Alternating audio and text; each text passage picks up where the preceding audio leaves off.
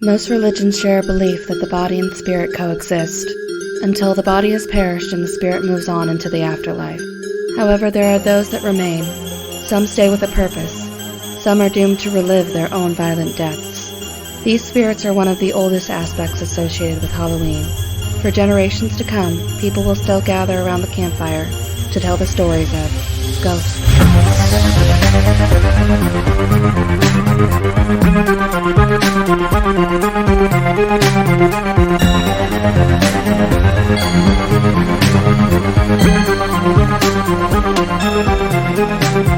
Welcome to 13 Degrees of Screams, where we watch and dissect your favorite spooky movies. I'm your host, Alex. And Stephanie. And this is a mostly horror podcast.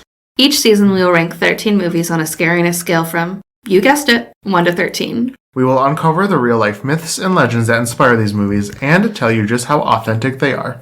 This week, we recap all 13 movies from our Ghost season. So, Stephanie. Yes. How did you feel about this season? Ugh. Just general, high level. How can you generalize that? Like, ugh.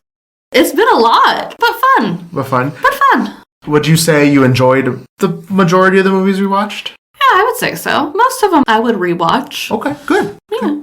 How about you? Oh, yeah, definitely. I think, and I said this in the beginning, that the ghosts stories we covered, just so interesting, like just the variation of them. There were a lot of similarities with like the whole concept of passing over and unfinished business, but I just really found it interesting, like, again, kid movie all the way to something scary. Yeah. Which found the rankings very difficult. Oh, you're telling me. Which we'll get to. Yeah, okay. Would you like to start with all of our superlatives? Yes, we have some categories for movies we put together. So our first one being favorite movie. Yes. Just generally. We all know Stephanie's. Yes. Just say it. It's Ghost. It's Ghost. Was there any competition? Or no, never. You knew going in, like, this is it. Actually, it took me a second. I was, like, thinking about it, and I was like, do I want to go with the scariest one that was my favorite? Do I want to go what I'm most comfortable with? Casper took a minute, too. I was like, ooh, maybe Casper. But then I was like, it's Ghost. It's always been Ghost. It'll always be Ghost. Yeah. How about you for your favorite? So, it was very hard, and what I ended up basing it on was the movie I thought about the most after watching the movie. That's fair. And it had to be Ghost Story. I thought about the movie for days after I watched it. That's fair. And I loved it. I would watch it again when I'm in a better emotional state. Yeah. And interestingly enough, that was one of the movies I'd never seen before. It was just such a beautiful movie, and I think it might be like a recency bias that I shot it up to the top. But the problem is, a lot of these are just like classics, like Ghostbusters. But some of them are like, you have to kind of think about, especially when it comes to favorite, like your rewatchability. Like Ghost, I know I've seen the most out of all of these, maybe Casper at the same time. Right. But Ghost, definitely. Yeah, and that's what I struggled with, because like, is a Ghost Story something I want to watch all the time or rewatch as a comfort movie? Never. However, if I'm going from like a filmmaking standpoint, a cinematography standpoint, no, it's beautifully executed. Taking all those into consideration, script, I'm like, it was so good. Granted, again, the beginning, I was kind of like, I don't know about this. But by the time we got to the end, I'm like, this was amazing. So, currently, Ghost Story, not particularly scary, but this is what I got. Your favorite. Currently, it might change. Left an impact. Oh my god. To say the very least. Yeah, it's hard. I mean, I said I like 13 Ghosts as a guilty pleasure. I really like Haunted Mansion. You did not particularly. If I had to, like, maybe can I do a comfort movie? Sure. That's my favorite. I would say 13 Ghosts. Yeah. Or Haunted Mansion if I'm feeling more on the kid side. But as it stands, absolute favorite right now, A Ghost Story. Okay, fair. That was difficult, though. I would say, though, if I wasn't going with a comfort movie, I would probably choose Crimson Peak. Okay. Yeah, I just like the story element, the costume design and everything. That's another interesting, the mystery and everything of it all. Yeah. That's also another beautiful movie. Yes. So, it's hard. That was a hard one. So this one I feel very comfortable in discussing with you because we won't be disagreeing very much. No, least favorite movie. Personal Shopper. I didn't hate it, like I said in the episode, but just stacked against everything else we had. Although, no, I still like Paranorman. I almost thought, because like the more we thought about and talked about Paranorman, I'm like, did I like Paranorman? Did I though? But at least it fit, you know? Like, I felt like Personal Shopper didn't know what it was going for. That was the whole problem with it for fair. me. No, that's definitely fair. That's why it became less watchable as it went through. I was like, where are we going with this? Where are we going? And then it was just, there's just never any real resolve. Mm-hmm. And to your point, like, what movie would I watch again? I think I'd watch Paranorman again over Personal Shopper. Like, I think I got my fill the first time. I'm like, that was fine. Like, I know artsy, fartsy, and everything. Artsy, fartsy. But maybe I'm just not high class enough for it. Like 13 Ghosts. Let's watch that again. 13 Ghosts my favorite. I mean, listen, it's a guilty pleasure. For sure. No. I mean, at least we can agree on it. Which is funny because I have that as one of the categories, and you're going to be like, what the hell? You'll see when we get there. But anything else on Personal Shopper, or is that about all you had to say about it? That was my least rewatchable one as well. So that's what I would say. All right. We have favorite depiction of ghosts. You go first, because... You're still deciding. You go. I feel like when you order at a restaurant and you're like making the whole table go before you. That's usually me. So, yeah. So I chose a ghost story because it's just the most unique in depiction of a ghost. Like, by being the traditional, like, trick-or-treat ghost and everything, it's traditional, but it's also unique because most movies don't play them that way. And then the fact that he doesn't speak, that he doesn't interact with anyone that's living and stuff like that in like the normal ghost way or whatever, as all the other movies do, it just makes it stand out. Yeah. And plus the imagery too, like when he runs, like not when he runs through the field, but when he walks through the field to his house and like the sun setting and stuff like that, it's just like, wow. Wow. Oh, wow. Wowza.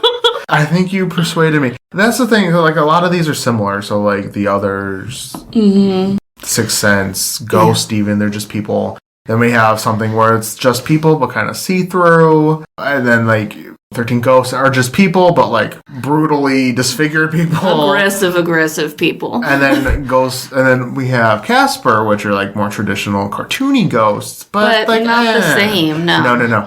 Interesting though that Casper has more human characteristics than Ghost, than a ghost story. Yeah, it's true. I have to be careful how I differentiate. Ghost story. Yeah. Yeah, and then there's Ghostbusters that just throws anything. And part of me wants to say Ghostbusters just because there's such a variation. There's anything from Slimer, who's just a blob, all the way to just the librarian. That's true. So I'm just going to say Ghostbusters for the sheer variety. Okay. However, I love your idea of a ghost story because, like, I thought that was just a creative idea. Like, you're taking something so recognizable as a sheet ghost and making it an actual ghost. So, in terms of uniqueness, I'm going to go with Ghostbusters. But honorable mention to Ghost Story. I really love that. So. Yeah. So, next up would be our most realistic category. We both had The Others. I'll let you go first because I looked at your answer and I was like, yes, Alex is right. You just followed suit. Yeah. The reason I put The Others and not something like... I initially said Sixth Sense when we covered our movies. Okay. But thinking about it, I think Cole being able to see ghosts and talk to them so vividly as if they're people there... I was like, well, I don't know if anyone who has that ability sees them, like, quite that well. Yeah. Whereas, like, in The Others, at least, they're, like, kind of there sometimes. It's from the perspective of the ghosts, which is interesting, but I like how they both haunt each other. Yeah. And there is possession in there, and a seance where they don't see them there, but they hear them. Whereas, like, Cole would have seen them and heard them at all times. Right. That was the factor for me that separated them. That's why I ended up going with what I saw you had. Not because I was trying to cheat off your test or anything. But because I couldn't find one that I argued would be more realistic because, like you said, I don't know those that experience ghosts if they see them as they would Sixth Sense ghost, a ghost story. Right. So I imagine it has to be more or less like what it would look like to somebody that doesn't see ghosts, like on the regs. Right. Like if you went to a seance and stuff like that, you would just see nothing, but you might feel a presence or you might see something move. That has to be the most realistic. And don't really know what the living characters and the others see. Like, do they actually see the full body thing? And having had my experience, it was almost more like the Frighteners. Almost. Really? Okay. But it was hard because, like, I don't see ghosts on the regular. How am I to say what's the most realistic? So I framed this as most believable. Okay. I would have put Ghost here, honestly, because she just hears him and there's no, like, physical manifestation. However, I took into account the shadow people. Yes. Which shadow people are a thing. Are they those shadow people? Those were just too outlandish for me. So I included them and that was like too much. Okay. It just pushed it into more outlandish to me. So that's why I ultimately decided on the others. Okay. Fair enough. It's a long-winded answer, but that's how I got there. And speaking of outlandish, our next category is the most outlandish. We both agreed was Ghostbusters. Those aren't even ghosts. Like, what's happening here? It's a lot happening. Demon dogs, blobs. Yeah, just the Stay Puft Marshmallow Man. That's outlandish. Yeah. A god coming back from multiple universes to... Yeah, it wasn't in the realm of believability at all. No. I mean, there were some ghosts that were just like people that were see-through, but then we had like the zombie ghost in the taxi, that one winged thing that doesn't resemble anything. Like, what was that? That was just a weird hybrid animal thing. Right, and then even the library ghost, she looks sort of normal, and then she transforms into this big creature thing, and you're like, well, was she a ghost? Like, I don't know. Are we fighting ghosts in Ghostbusters, really? Exactly. That was the whole question when we finished. Yeah. Every other movie, their ghosts all look uniform. And Ghostbusters, like, we do what we want when we want to do it, kind of a thing. Right. So, definitely not even close. Best acting. What did you have for best acting? Lovely Bones. Really? Mainly just because of Stanley Tucci. That I will give you, yes. And Saoirse Ronan. Like, I believe all of, like, the tension and everything they build when she's about to be murdered. I always forget it's Stanley Tucci playing him. And, like, I hate him to his core. Yeah. And not many people I find, like, in movies in general, can I just thoroughly be like, oh... If I had a choice to kill off anybody, this would be the guy. Right. So, yeah, I would say the acting that way, too. And just, like, yes, I know the fantastical scenes and stuff of her in heaven are a little computery. Well, that has nothing to do with acting, though. No, but, like, her reaction to them, I believe her that she's seeing these 100%. Things. And, like, just her plight, like, even though it's a little convoluted at points where, like, you don't know what she really wants, I think that's more of a writing choice, not really her acting. Yeah. Oh, yeah. Yeah, sure. Like, I'm always 100% with what she wants either way. Yeah. So I just think it's very well done in how her and her family and everybody involved deal with grief, deal with murders and stuff like that. The police are accurate. Yeah. Yeah. So it just felt very authentic. Yeah. I agree with all that you said. I had to take the cast as a whole, and there's just like some acting, like the side characters, or like Ray and the girl, the weird girl, whatever. Oh. Like those kind of brought it down. Like they weren't terrible, but it wasn't like anything to write home about, kind of a thing. Ray just seemed unrealistic in every sense. Yeah, I was just thinking more or less just like the main cast. Yeah, and that's totally fine because I definitely agree with you. Stanley Tucci and Saoirse Ronan blow it out of the water. They are great. Yes. You know, story aside, however you feel about that is different. But I try to look at it as a whole, and then that's what led me to my pick was The Sixth Sense. I think Toni Collette kills it. Yeah. Haley Joel Osment, holy shit. Right. For a kid actor, like, yeah, he's seen Ghost. Props. Yeah. Bruce Willis did great. Even the wife who's barely in it. Yeah. No, everyone does good in that one as well. So, yeah. And I was just thinking about, like, iconic scenes where I was like, oh my god, like the ending scenes where he finds out he's a ghost. Right. And when he talks about the grandma at the end, the resolution with that, I was... Wow. That's why I picked. Yeah, no. Sixth Sense. There's plenty of good dialogue scenes and stuff between them that it's like, wow. I'm a big, like, dialogue person. Yeah. So, like, if you do that well, I'm like, yeah, I'm on board. 100% on board on that. So, worst acting. What did you have? Feel bad, but Haunted Mansion. That's fair. Yeah. Man, Sarah Evers was not great. She was fine, just basic. And Eddie Murphy, I feel like... Too goofy. Yeah, too goofy. Isn't taking the situation as seriously, or it doesn't come across very serious. There's also Ramsley, who's got like this weird vibrato in his voice that he's trying to be creepy. So like, Sarah Evers. Right, yeah. It's very hokey at times. 100%. Yeah, which I get. It's Disney. Kids but movie, yeah. So. Yeah, that's how I saw it. So, despite this being my guilty pleasure, 13 Ghosts. Fair. Everyone's bad. Also. Everyone's also fair. There's not a single believable... Oh, no, Raw Digga. I mean, she's outlandish, but, like, love her. But, like, don't want to react that way. Mm-hmm. That's all bad.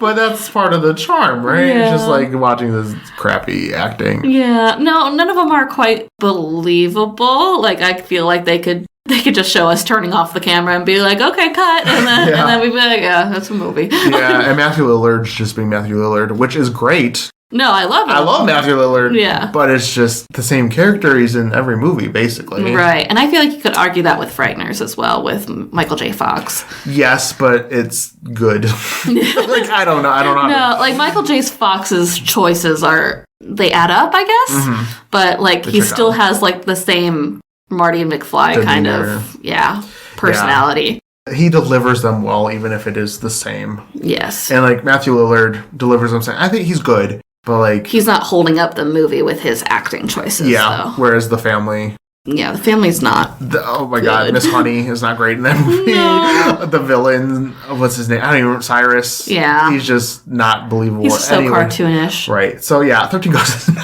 not good. But, again, guilty pleasure. Yes. I will say that. Just so anyone listen, I just need to drive that in that I do not believe this is a great movie. Right. So, what did you have for best story? Again, probably recency bias, but a Ghost Story. It just made me think more than any other movie. There's arguably not much of a story. However, because of its impact, I was like, yeah. It is kind of one of those things where you have to do a lot more of, like, filling in blanks than, which I'm all about. Most movies. Yeah. I'm like, yeah. I want something where you could kind of discuss with friends and like, what do you think about this? Or like, what do you think this was? Kind of, what did this mean? Kind of a thing. So I don't think there was much of that. It was fairly straightforward. It was just more of like the meaning behind like some of the symbolism. But I've been thinking about this movie for a while after watching it. So I'll put it in there. Fair. I had The Sixth Sense. That's good. Yeah, it's so interesting to follow along and see the progression that Haley Joel Osment makes throughout the movie and stuff, going from like the shy kid that needs to pay people to pretend to be his friends and like he's just shunned by everybody he walks into. Even his own mother is just trying to be like, yeah, you're okay, kid. Like, so it's a great story. And then plus with Bruce Willis is also fascinating as well, how he dives into these cases and stuff, even though he's dead and he doesn't realize. It's just... And the plot twist, I mean, that's one of the best plot twists, like, right, yeah, in anything, so you have to give it up for that. Yeah, because, like, if you don't know, it's hard to tell, even though they do hint at it. Yeah, but it's like, it's one of those things, like, going back, you're just like, oh, that's obvious, but there's no way. No, first time watching it, you don't know. Mm-hmm. Worst story. Well, what do we have here? 13 Ghosts for me. Again, I think it's more or less the concept could have been so much cooler than it was. Yeah. And it's just them in a house.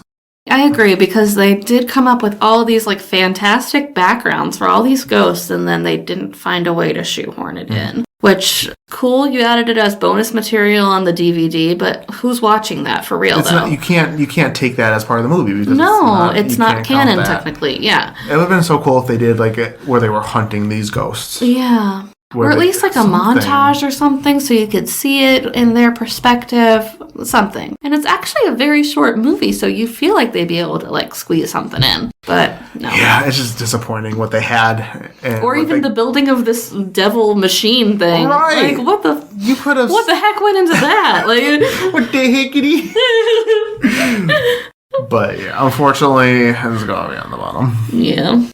My choice was Personal Shopper. You're not a fan. Not a dignified lady, I guess. But I know there's symbolism and stuff. You could argue that similar symbolism to like a ghost story or something like that, where it makes you think. I just don't care about the plight of anybody. Mm-hmm. It's so mixed with Devil Wears Prada. I could say mixed with like, I don't know, like a psychic business on the side or something like that. It just feels so shoehorned in, the whole ghost aspect, and that you can almost forget about it. Mm-hmm. I think I didn't put that on the bottom only because I think I was more intrigued with what could have been. Yeah. And the same thing with Living Ghosts, like what could have been, but at least with Personal Shopper, I think it was more mysterious in a sense, where it's like, here's his ghosts, and then here you go. Whereas like I was constantly wondering, what's Kristen Stewart going to do? What are these text messages? Like, what is this? And I don't think it ultimately paid off, but I think throughout the story, it was at least, I was more like interested, where I was like, okay, I'm just watching these people get killed off one by one by these ghosts that I know nothing about. Right. I just feel like I could accept that more than with Personal Shopper, because at the end I was just wholeheartedly disappointed because nothing panned out. Yeah. Like, I was like, okay. Did she find her brother? We don't know. Like, I don't know. Open-ended. Yeah. Is she dead? We don't know. Like, yeah, that was one of our theories, wasn't it? Yeah. I don't even know. We'll have to go back. What did we even say about this? What's going on? Yeah. Why is she the same size as the lady? Like, happenstance. I don't know. It just so happens to be that way. Whatever. So we did have quite a few movies that didn't make the cut because, again, there's 1,000,001 ghost movies you could talk about. So we wanted to share kind of the things that didn't make the cut. However, it doesn't mean we won't talk about them in the future. So. Right. These are just some honorable mentions of ghosts that appear in other movies, but we weren't sure if they balanced out between the kids and the horror-related genre, or there weren't enough of them compared to the overall theme of the movie. I mean, you could argue that our list, sometimes that failed to 100%. Too. Some of those we didn't know, so yes. Some of these probably would have made more sense to have this time. But again, we just had to pare down so many. We had double the amount of lists that we had to like really cut, which was hard because some of these would even fit another theme better potentially. Right. First of all, one of the ones I considered was Harry Potter. I mean, I knew right away that we weren't going to be able to include it because it's mainly about wizardry. Yeah. But there are ghosts in it that you can, like, say that they fit the characteristics that we talked about for the season, like floating around, being able to go through walls, displaying the characteristics of that when they died. There's nearly Headless Nick, obviously. The Baron was one of them. He walks around with a sword thing. And there's Moni Myrtle forever in the bathroom, just doomed to be in the bathroom, I guess.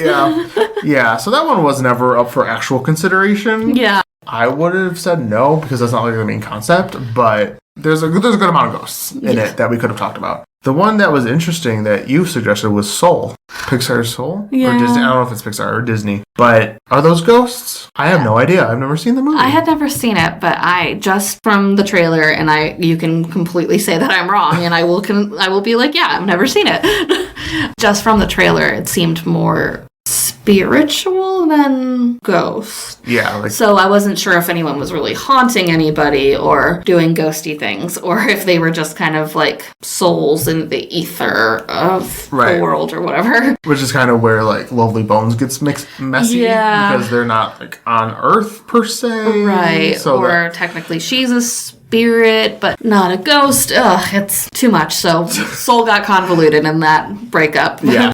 There is also The Haunting. That's an obvious choice. Yeah, that just didn't make the cut because there's just too many.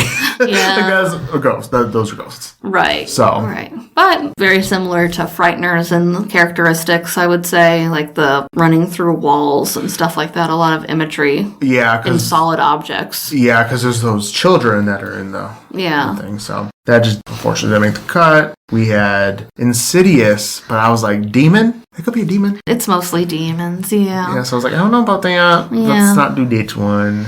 And Poltergeist. Here's the thing. We talked about types of ghosts and poltergeist. I'm like, poltergeist might not even be ghosts. It might just be energy. Who knows? Yeah. But they're ghosts in the movie. Again, it was just one of those, just didn't make the cut. Right. Not to say that it's not one of Alex's favorites, but... I fucking love poltergeist. Yes. Yes. The Conjuring was an easy choice, but also just didn't make the cut comparatively because we thought we had an interesting mix with what we had already. We didn't want too many of the same thing. Conjuring, The Haunting, and stuff were kind of following in that whole, like, haunted house, haunted things. Yeah.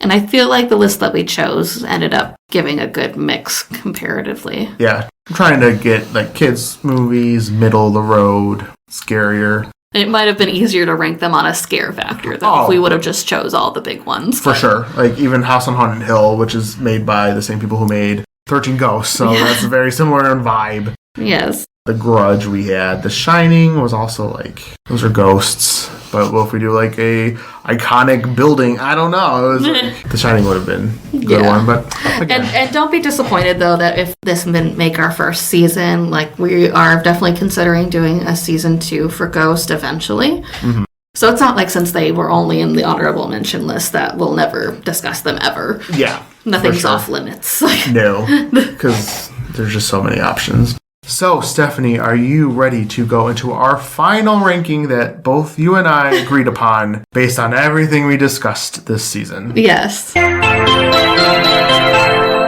do you want to tell everyone what number 1 is? The first one will be Casper. I believe Casper is just a feel-good movie, very comforting. There's not really any scares aside from the Crypt Keeper. So number 2, we have Paranorman, because there are like corpses and child murder. Even though it is stop motion, it's that those themes are a little bit more scary. For number 3, we have The Haunted Mansion. This movie is... Any of the bottom 3s could have been swapped out, honestly. But this movie does have zombies, a few, like, dysmorphia kind of face scenes with Eddie Murphy and stuff that are a little shocking if you were a child or just for seeing it. So, not altogether scary, but it works for 3, I think. Mm-hmm. Number 4, we had Personal Shopper. Barely any ghosts outside of the one we see, and we just watch Kristen Stewart text somebody we don't know. So that's really about... There's murder, but it's not scary. It's just unfortunate. For number 5, we have Ghostbusters. Definitely scarier than the other ones we realized. There are demon dogs. There are gods descending on the world to wipe out our human species. That's something to consider. And just a fair variety of small little creep outs every once in a while. Number 6, we had Frighteners. The ghosts weren't particularly scary outside of the Grim Reaper and his killer girlfriend who is alive. So not really a ghost, but those moments at the end were definitely creepy. Next we have Ghost. That would be our 7th choice. Ghost is not altogether scary, but the fact that shadow people can come and drag you to hell the instant you die is a terrifying thought. Number 8, we had A Ghost Story. We both agreed that the existential dread is definitely what makes this scary, just dying and living your life alone in the same place till the end of time, and also at the beginning of time, because apparently you go back in time and see yourself die. So that's terrible. For number 9, we have Crimson Peak, and it is scary if you don't know what the ghosts want from you. They are not very clear in their wants and desires, and they are very creepy the way they appear, because they are skeletal and just clawing towards people, and they want to be helpful, but they need to learn how to use their words. Number 10, we have Lovely Bones. Again, Stanley Tucci's character is literally the worst and makes you feel absolutely terrible. So that definitely shot up on our ranking. Again, Susie Salmon's not a scary ghost, if she's even a ghost. However, Stanley Tucci is a murderous bastard, and we hate him. Number 11 is The Others. While The Others isn't altogether full of jump scares or even creepy imagery, there is the one with the old lady being possessed by the girl, and the fact that they are haunting each other, and the family can't leave this house, so they are going to be forever frustrated by the fact that the living world can impend on their lives, and they'll freak each other out forever. Forever. Number 12, we have The Sixth Sense. This one is a more subtly scary movie. Some of the ghosts are creepy while they look like people. How they die is no good. And it has a more unsettling atmosphere than most of the movies on this list. And finally, 13 goes to... Who guessed? 13 Ghosts. Wow, it's almost like we planned that out. We didn't. We didn't. It just worked out that way. 13 Ghosts, while it isn't the best movie on the list, it is definitely the most in your face with gory aspects of how people get killed off and the imagery that the ghosts take on. Even though they are human-like, they have the creepiest look about them. Black eyes, some of them are torn up, destroyed. Yeah, bodies mutilated, everything. So it's a lot. So that's why it went in our final place. I would say 11 out of the 13 ghosts, the worst to look at. Terrifying. The boy with the arrow in his head isn't that bad, and the burned mom isn't horrible. Everybody else, you're like, if I saw that in my house. Yeah. Terrifying. Yeah, it's not very subtle in the atmosphere department. However, the ghosts themselves are scary. Yes. Thank you for listening. If you enjoy the show and listen on Apple Podcasts or Spotify, giving us a 5-star rating is super helpful, and we will always appreciate that. You can find us on social media using 13 Degrees of Screams. This has been 13 Degrees of Screams, and we will see you next season when we discuss vampires. I want to suck your blood.